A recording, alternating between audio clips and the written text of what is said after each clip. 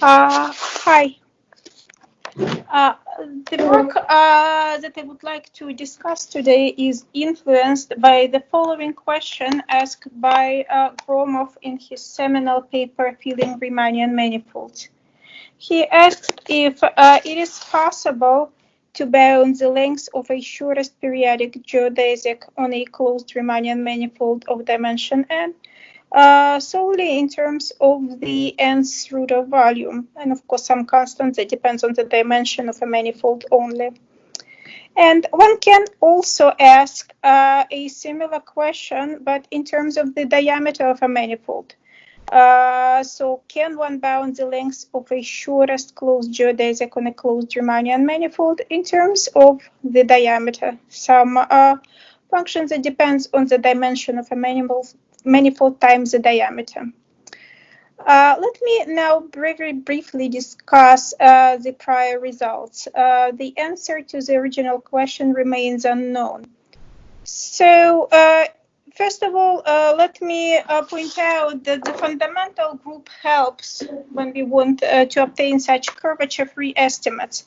And it is very easy to see something that I will not really prove today, that if a manifold is not simply connected, then one can always bound the length of a shortest periodic geodesic in terms of twice the diameter.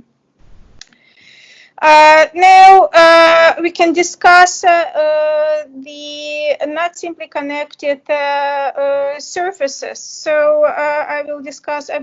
Of course, the bound is also known for a simply connected surface, which is a Riemannian two-sphere. So for not simply connected surfaces, the first results obtained were due to Loebner and Pugh. Loebner obtained a sharp bound for a two torus. And at about the same time, Pugh obtained a sharp bound for the length of a shortest periodic geodesic for Riemannian RP2. So then there were a bunch of people. I have listed some, among them Makola, Blatter, Yuri Burago, Zalgaler, Bavarian, and Sakai. They later obtained sharp bound for a Klein bottle. So those are not simply connected surfaces. And then there were also a large class of manifolds, namely essential manifolds. This is a result due to Gromov. So he obtained that, yes, indeed, for essential manifolds, the length of a shortest periodic geodesic can be bounded in terms of the volume. And some examples of essential manifolds, they are RP2. So examples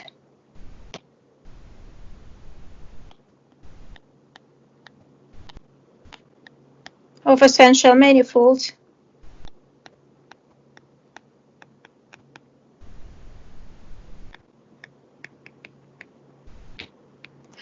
So there are RPN, sorry, and there are also manifolds that admit metric of non-positive sectional curvature.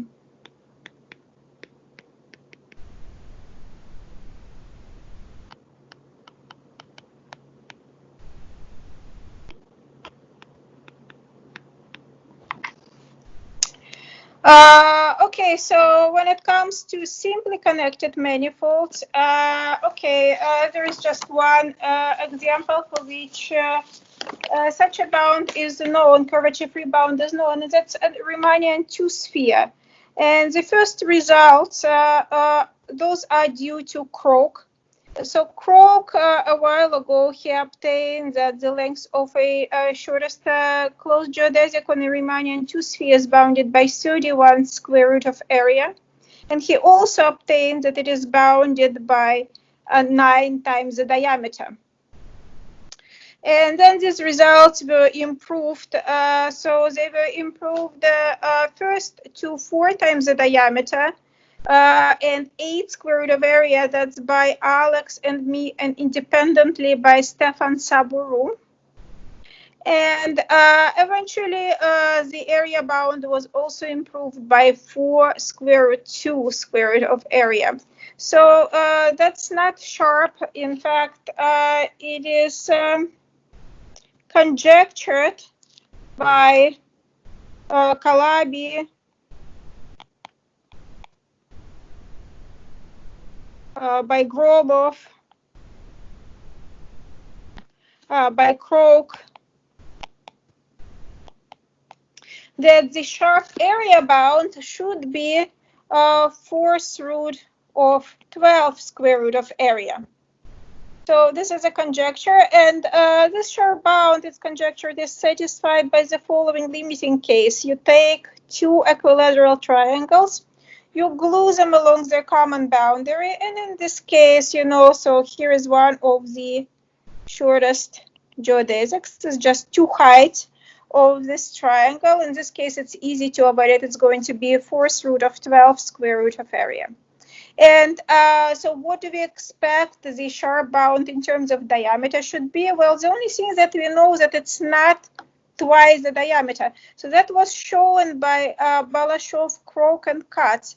They have produced metrics on a 2 tall spheres for which the length of the shortest periodic geodesic is greater than twice the diameter.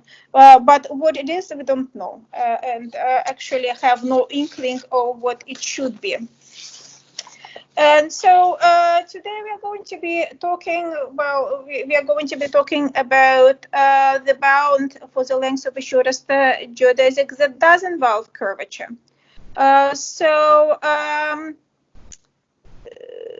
Okay, so therefore, let me just mention briefly some results that are not curvature free.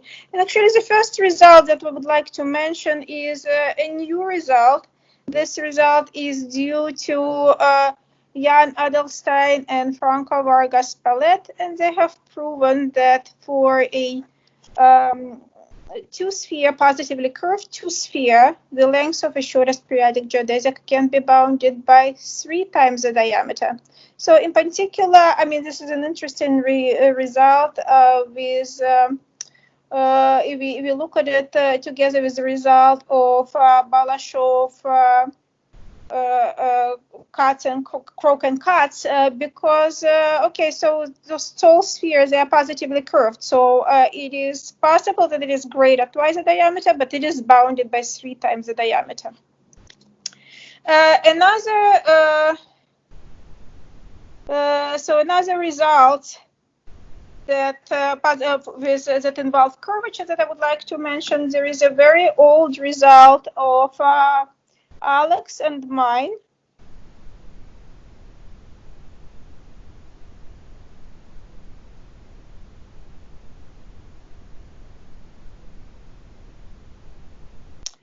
And this is the result for the class of manifolds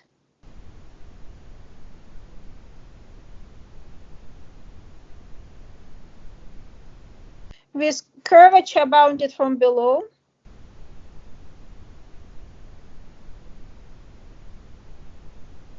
volume bounded from below, and diameter bounded above.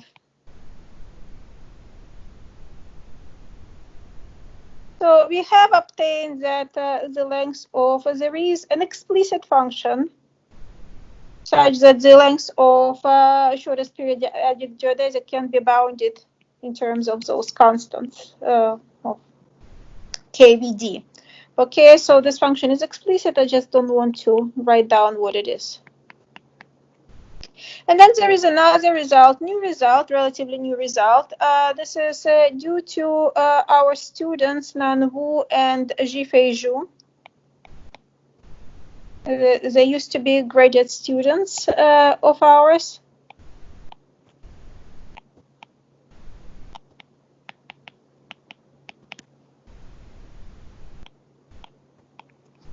So let M be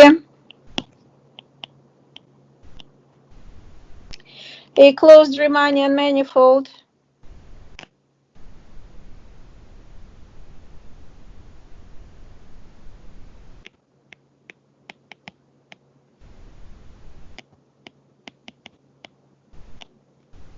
Okay, of dimension 4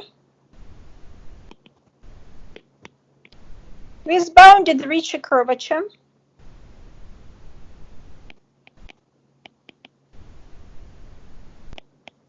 and volume bounded from below and diameter from above.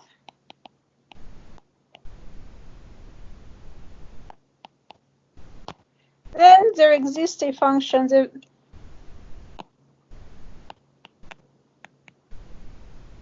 such that the length of a shortest periodic geodesic can be bounded in terms of this function.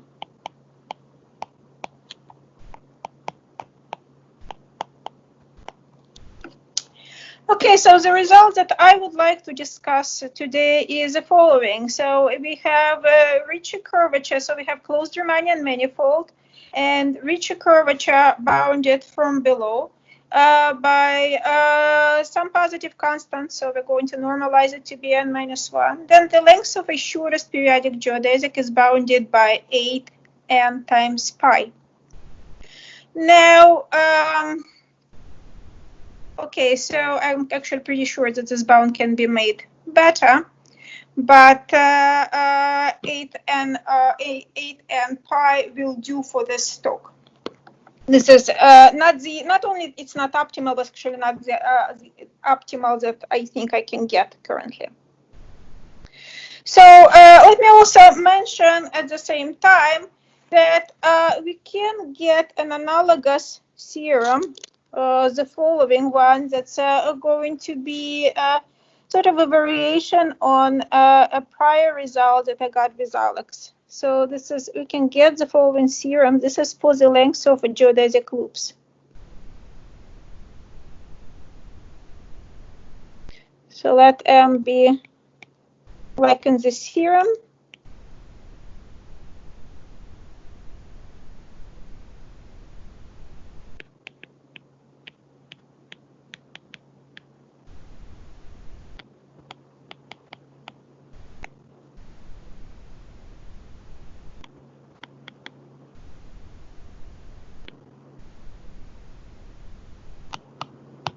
So same thing. Then at every point,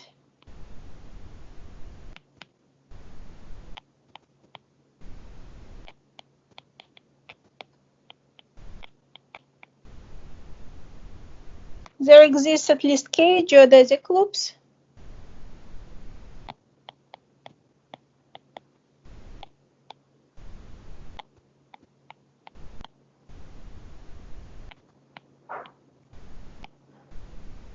Of length at most 8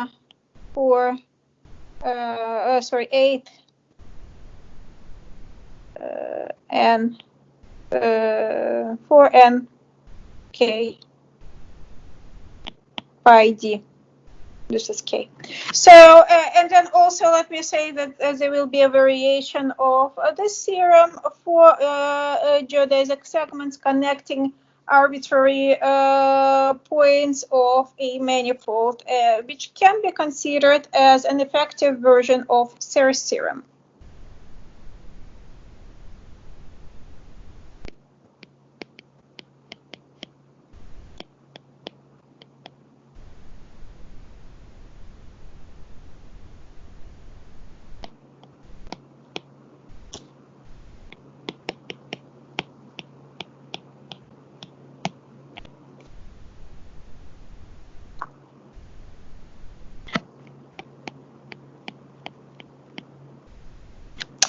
Okay, and so maybe let me mention a prior curvature-free result of a similar type that's due to Alex and me.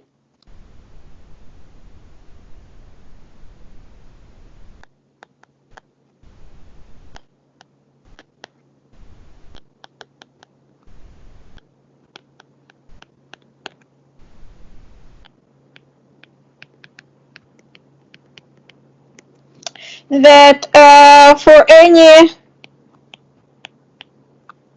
pairs of points on a closed Riemannian manifold.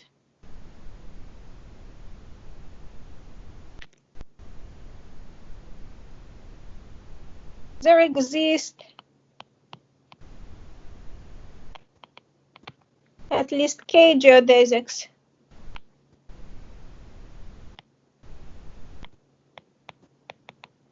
connecting them.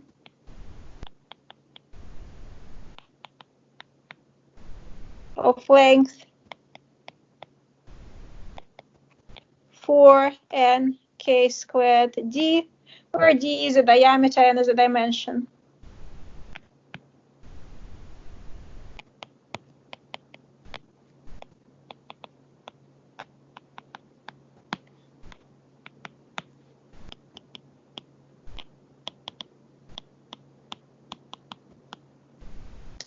Okay, so the advantages of this theorem that we don't have of the price theorem, we don't have make any assumptions on the curvature. The disadvantages is that here we can see that the bound in K is quadratic, whereas what I can get is a linear bound in K. The rest of the talk will be dedicated to the proof of this theorem. So let me begin with some elements that go into the proof of this theorem. So the starting point of the proof is the existence theorem of Fett and Lusternik. Let me very briefly remind you of the proof of this theorem so that we can use the proof of this theorem as a starting point. So remember that this theorem uses Morse theory on the space of piecewise differentiable closed curves on M.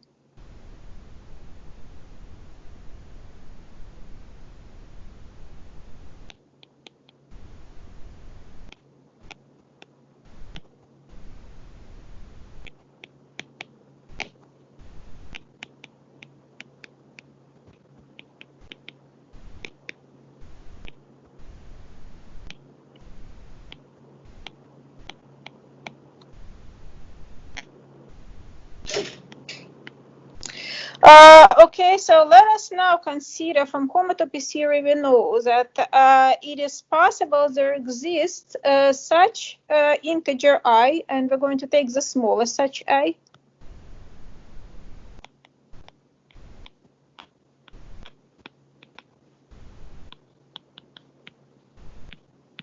Such that the I's homotopy group of the loop space is not trivial, but the I's homotopy group of M is trivial.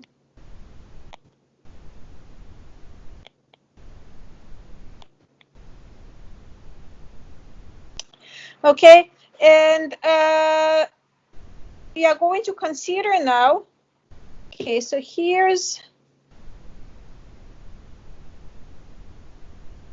the space of closed curves. Now here is M right here.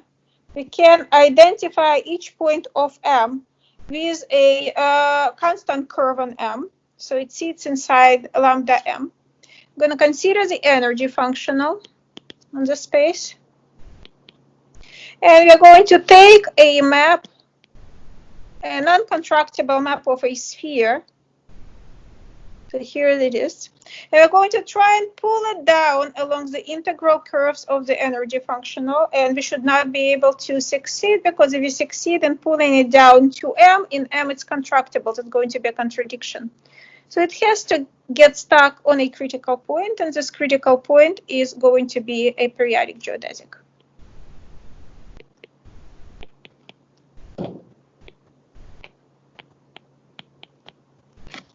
Okay, so this is a starting point. This is the first element of the proof. And the next element of the proof is Banner-Meyer's theorem, a well-known Banner-Meyer's theorem, that implies that when Ricci is bounded from below, by something constant, and the diameter is bounded. So if it's bounded from below by n-1, the diameter of a manifold is bounded above by pi.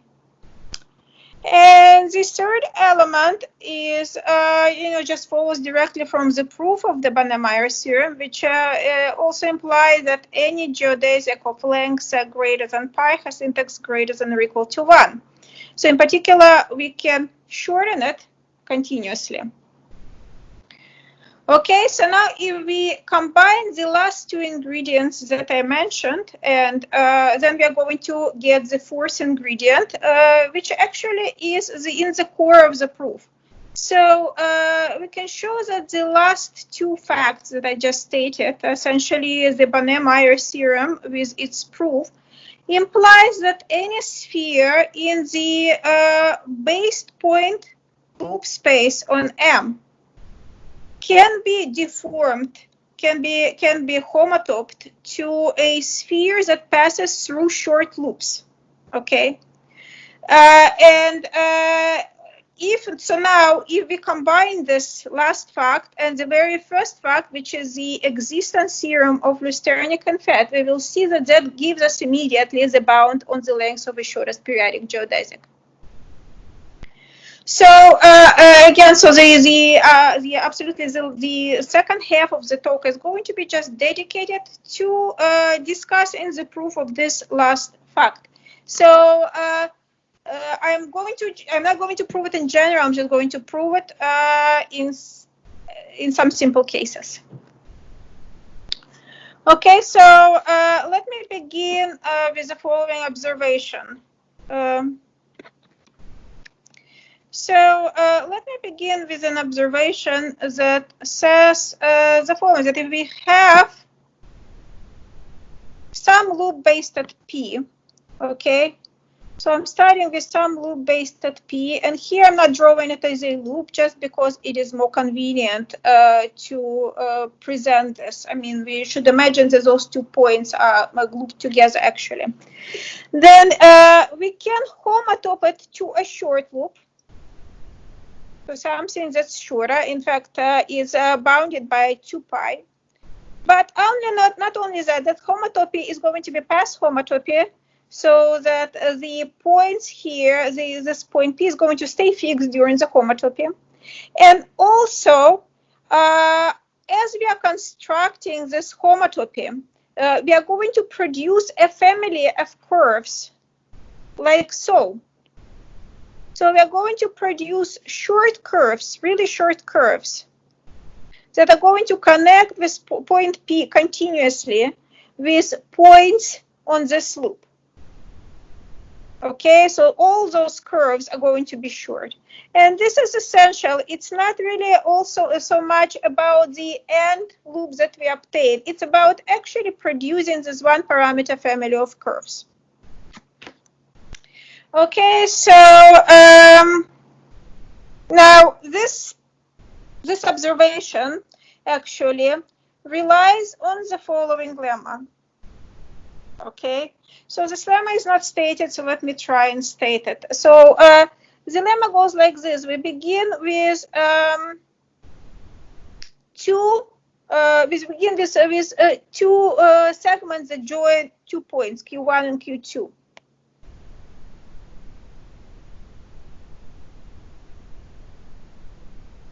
So we have a diagon.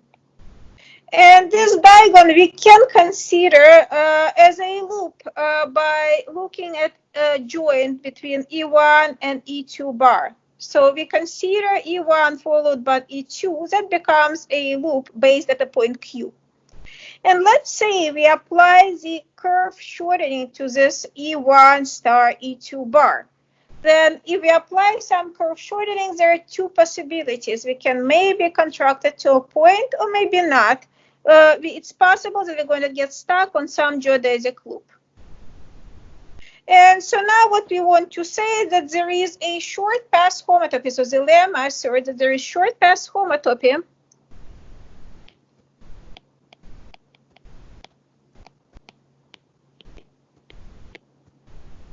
between E1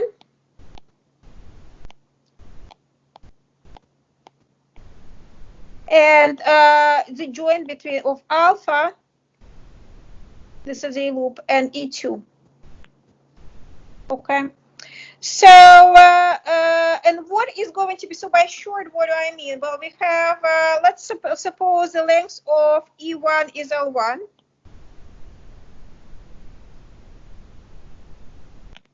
And the length of E2 is L2. Then the length of curves in the homotopy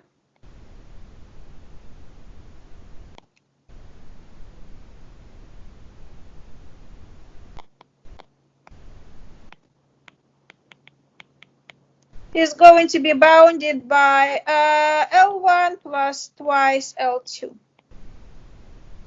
And how we obtain this homotopy is very simple, actually. On the left, you can see the picture, but maybe I can walk through this, right? I mean, so we can see that we begin with E1, and then slowly we start growing E2 out of it. And after this, after we continue like this, we are going to have E1 followed by E2 bar, and then back. And now we have this loop right here. We can start contracting it until we get to the point, to the loop alpha. So that's that. Okay, it's a very easy proof. All right, so now, okay, so remember, let us go back to the observation, right? I mean, so we have started off with the observations that I want to prove, right? I'm starting with an arbitrary loop. So I'm discussing now the proof of the observation. We have started with an arbitrary loop. Okay, you can see again, you can see it to the left. Let me draw also the picture here. Now I'm going to, well, if it's already short, then there is nothing to do, right? I mean, if it's of less than 2 pi, we're actually done. We're not going to touch it. We're not going to do anything to it. But otherwise, we're going to measure a distance of 2 pi plus delta from the point P. So here, let's say this is a distance 2 pi plus delta. And now we're going to take this point P, and we're going to connect this point P with a geodesic.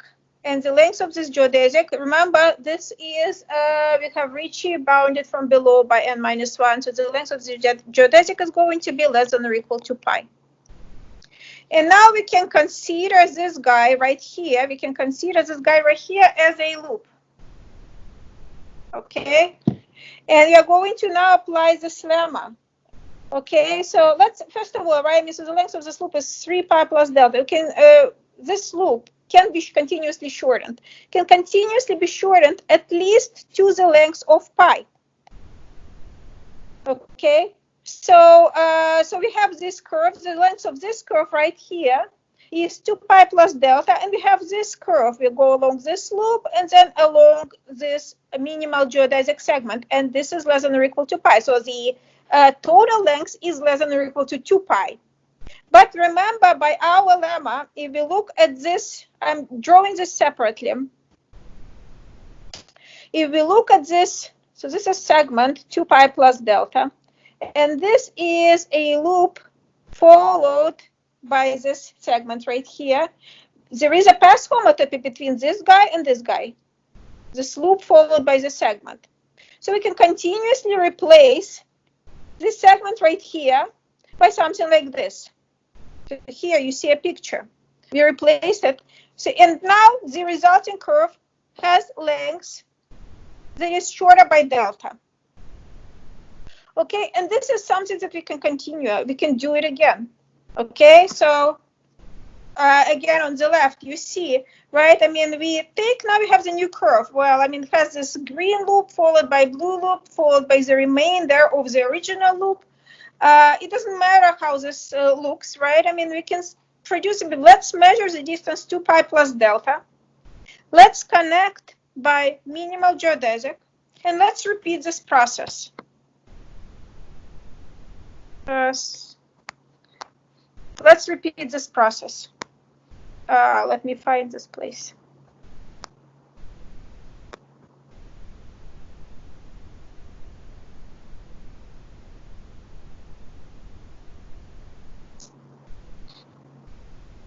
Okay.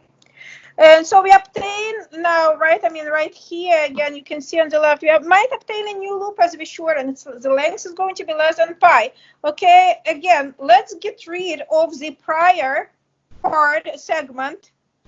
Okay, let's replace it with a new loop followed by a new minimal geodesic segment. Again, the length, we shorten the length of the original curve by delta. And we continue doing this until the length is less than or equal to 2 pi. At that point, we stop. Okay. So now, how can we apply it? Okay, so remember, the observations that we want to prove is that when we have a non-contractible, doesn't matter whether it's non-contractible or not, we just want to use the non-contractible spheres. When we have a sphere in this based point loop space, so whenever we have a sphere, this is a space of loops based at P.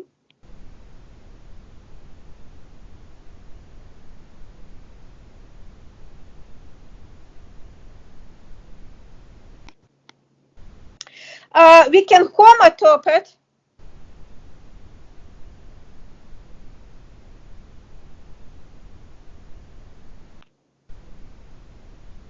to a sphere that passes through short loops.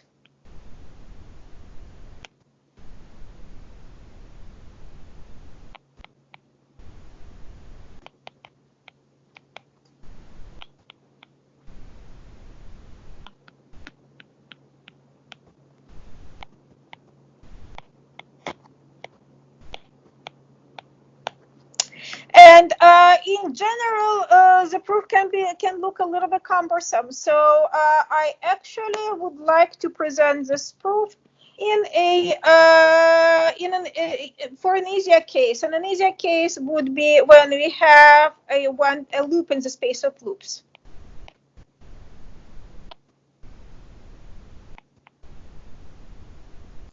Okay, so here we are going to have a loop in the space of loops, and I'm going to tell how it works in this particular case. So if you look to the left, this is, we will begin with the following. So we have a map F, okay, and the image of each, for each t, right, the image is a loop. And I have drawn those loops as segments, but we can imagine that for each of those, the right endpoint and the left endpoint, they get identified. Those are loops, those are not segments. And first, I would like to discretize this. I would like to actually look at the partition of the interval.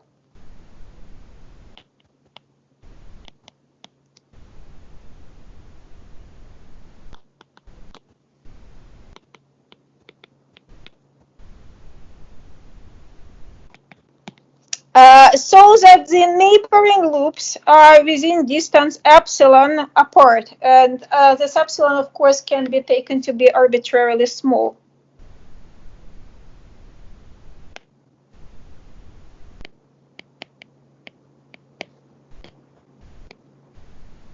So those are going to be my loops.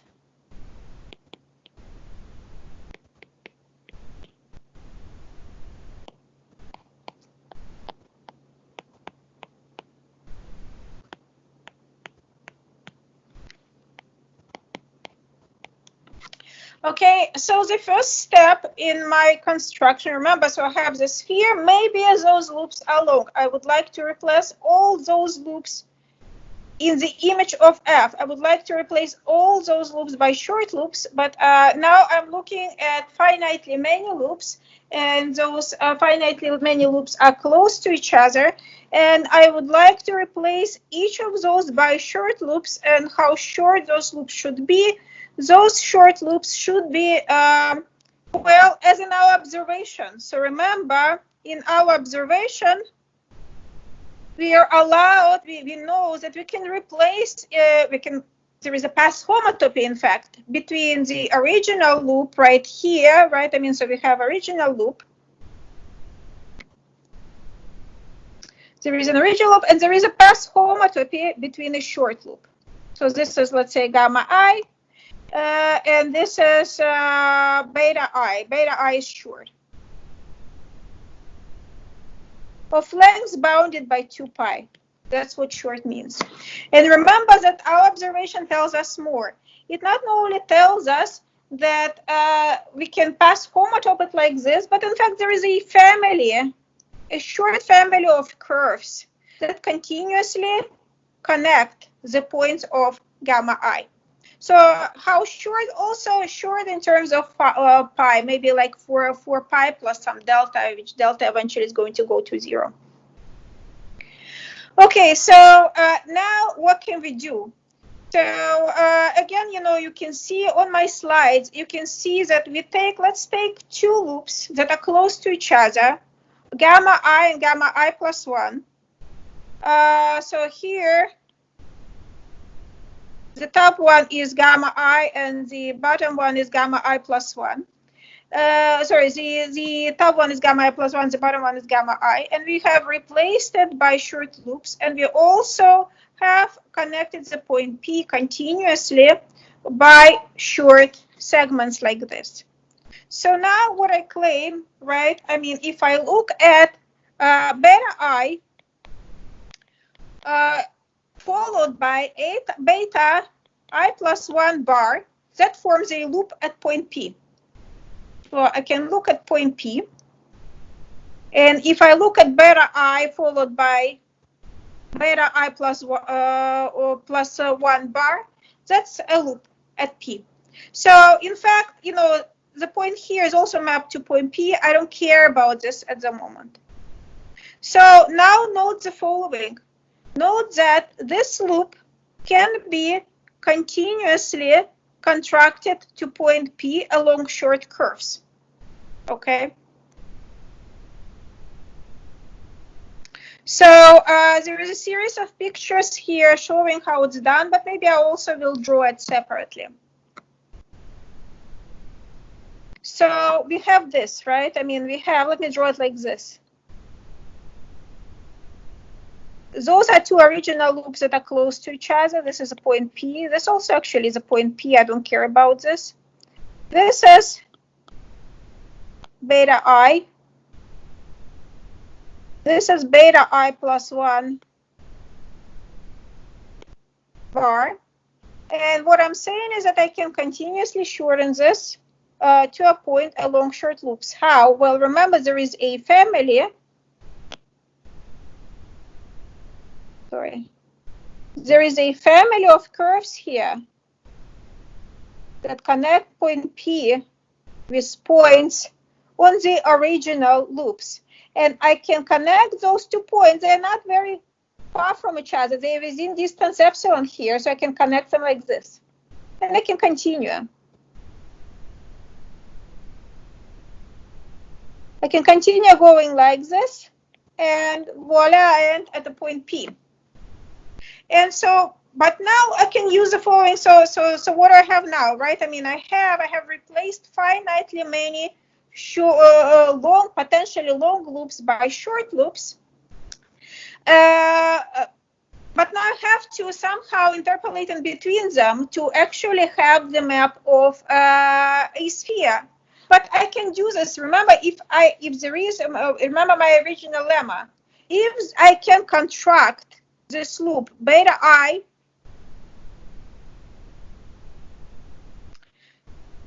so if I can contract this loop beta I star beta I plus 1 bar contracted to a point along short curves, along short loops,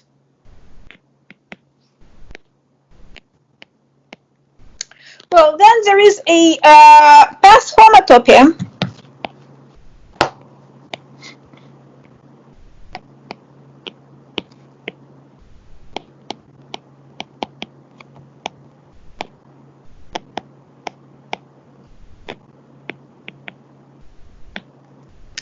There is a path homotopy between beta I and beta I plus 1, right? And this homotopy, it looks something like this, right? I mean, I start with beta I, and then I roll beta I plus 1 back and forth.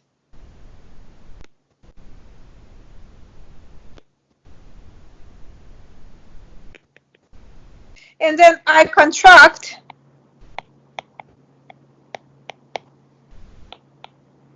beta I star beta I plus 1 bar. All right, so the general curve in the homotopy will look something like this. It will be beta I and short loop. Okay, so this is a typical curve.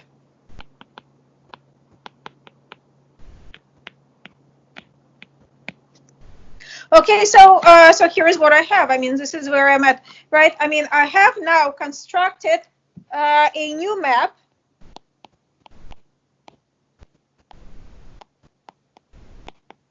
from S1 to the space of base point loops. Okay, so there are a couple of things that are missing, okay, and I realize that I have constructed a new map. It's, I think, fairly clear that it goes through short loops. It is not as clear that those maps are homotopic, and yes, it's a technical detail. It takes a little bit of work to show that F and F tilde are in fact homotopic maps. Hopefully, the way I have constructed it is persuasive enough. And I have not also talked about, this is just a map from S1, to show this for a general SK is quite a bit more cumbersome.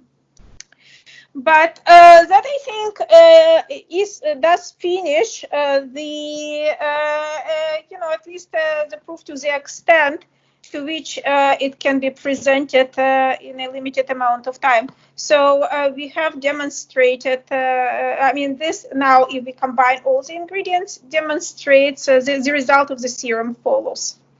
Thank you.